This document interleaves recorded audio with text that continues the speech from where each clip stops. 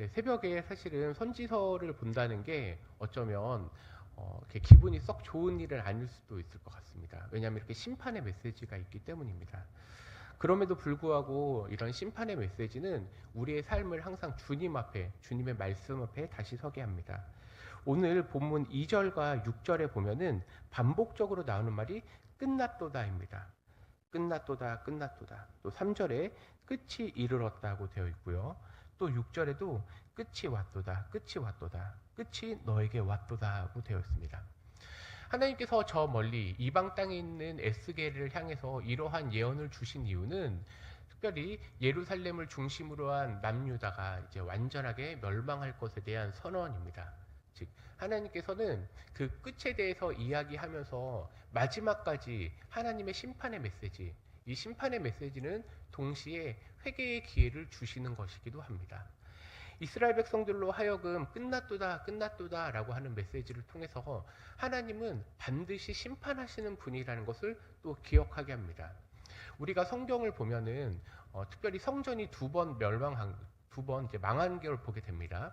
BC 586년에 멸망을 하게 되고요. 또 AD 70년에 로마에 의해서 멸망하게 됩니다. 이러한 두 번의 심판으로 인하여서 우리가 기억해야 될 것은 이 세상에도 반드시 끝이 있다는 것입니다. 우리 개개인의 삶에도 끝이 있을 것이고요. 나아가 온 인류 그리고 이 세상도 마지막이 있다는 것입니다. 우리가 바깥에서 여러 TV를 보거나 미디어를 접했을 때 이런 끝이 없는 것처럼 보여주는 게 이러한 세상의 문화입니다.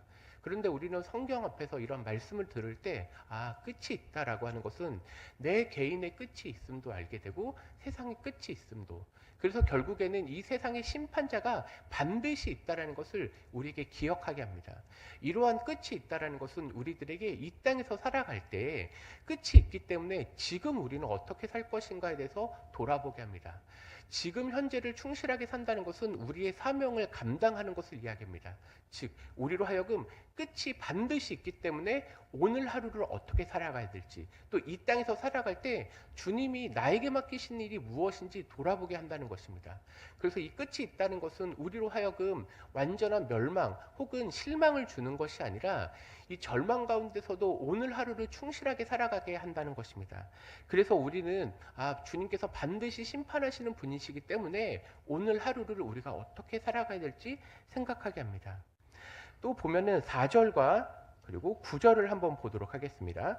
4절과 9절은 동일한 문장들이 반복되어져 있습니다.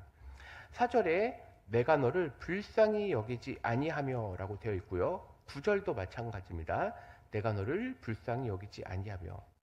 반복적으로 긍휼히 여기지 아니하고 내 행위대로 너를 벌하여 내 가증한 일이 너희 중에 나타나게 하리니 라고 되어 있습니다. 하나님께서 반드시 심판하시는 분이라는 것과 동시에 이 일들 속에서 내가 너를 불쌍히 여기지 아니하겠다. 하나님의 심판은 아주 무섭다는 것입니다. 그런데 이런 메시지를 들을 때 주의 백성들의 마음속에 품어야 될 것은 두려움이 아니라 하나님은 역사를 주관하시는 분이구나를 기억해야 됩니다. 동일한 메시지를 들었을 때, 즉 복음의 메시지를 들었을 때 어떤 사람은 두려워 떨게 되고 어떤 사람은 이러한 반드시 심판 속에서도 하나님이 건지시는 분이람을 우리로 기억하게 하십니다. 여호와의 날이 반드시 임하겠다라고 하였을 때 누구에게는 심판의 날이고 누구에게는 은혜의 날입니다.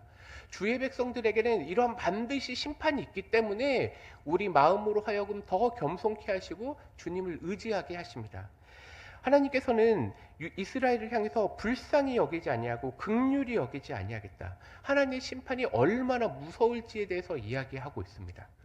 그리고 이러한 것들이 다른 것이 아니라 너희들의 가증한 일, 즉 이스라엘 백성들로 하여금 하나님의 말씀에 순종하지 아니하였던 그런 모습 속에서 이들이 가증한 일을 행했다. 즉 그들의 마음 속에 그리고 그들의 삶 속에 우상 숭배한 것을 돌아보게 합니다. 앞서 에스겔에서 앞에서 계속해서 심판의 메시지를 통해서 우리로 하여금 보게 하는 것은 더욱더 주님 앞에 겸손하게 하는 것, 그리고 정결하게 하는 것입니다. 이런 심판의 메시지는 오늘날 우리 성도들에게는 어떤 의미가 있게 하냐면 주님께 무릎 꿇게 한다는 것입니다. 나의 의로움으로 하나님 앞에 나아가는 것이 아니라 오직 예수 그리스도를 의지함으로 복음에 나가게 하시고, 또한 주님이 이 복음에 의지하였을 때, 다른 말로 얘기하면 복음은 심판과 은혜를 동시에 보여주고 주의 백성들로 하여금은 은혜에 기대게 하시고, 주를 알지 못하는 자들에게는 아주 무서운 심판이 있다는 것을 기억하게 하십니다. 그러면서 4절과 9절의 마지막에는 이렇게 되어 있습니다. 4절에는요, 내가 여호와인 줄을 너희가 알리라. 9절에는 나 여호와가 때리는 이임을 내가 알리라. 즉 심판하는 분이 하나님임을 기억하게 하신다는 겁니다. 우리는 이러한 메시지를 통해서 하나님께서 역사의 주관자, 심판자 되신다는 걸 기억하게 합니다. 즉 에스겔을 통해서 우리가 기억해야 될 것은 하나님은 세상을 창조하셨고 또 섭리하시고 구원하실 뿐만 아니라 동시에 심판하시는 그런 분임을 기억하게 하라는 것입니다. 우리는 주님을 기억하고 있습니까? 주님을 알고 있습니까? 바로 이러한 질문입니다. 오늘 하루를 살아갈 때 내 인생의 주인이 내가 아니라 우리 주 하나님임을 기억하게 한다는 것입니다. 우리가 오늘 교회에서 혹은 나의 일상 속에서 내가 그 무엇을 하든지 간에 내 삶의 주인이 여호와임을 기억하셔야 됩니다. 이러한 것이 잘 되지 않을 때에도 하나님께서 반드시 무슨 뜻이 있기 때문에 그렇구나. 또 잘 되더라도 이것은 내 힘으로 하는 것이 아니라 하나님께서 새 힘을 주셨기 때문에 이 일이 잘 되는구나. 그렇게 우리로 하여금 주님을 기억하게 하신다는 겁니다.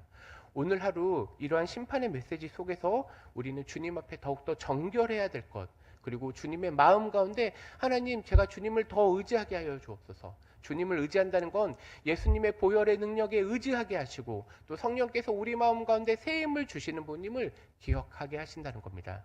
이렇게 성령 충만한 삶은 하나님을 기억하고 하나님의 백성으로 살아가게 합니다. 오늘 하루 이렇게 놀라운 은혜 가운데 살아가기를 간절히 소망합니다. 기도하겠습니다.